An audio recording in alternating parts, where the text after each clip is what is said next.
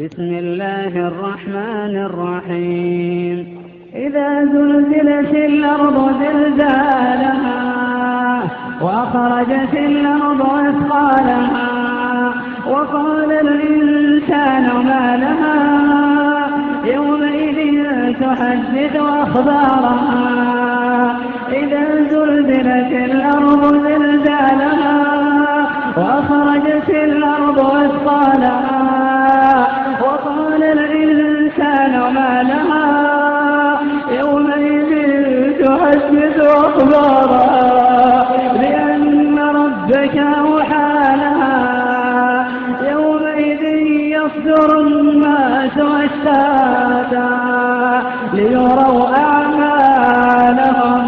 فمن يعمل مثقال ذرة خيرا يره ومن يعمل مثقال ذرة شرا يره يومئذ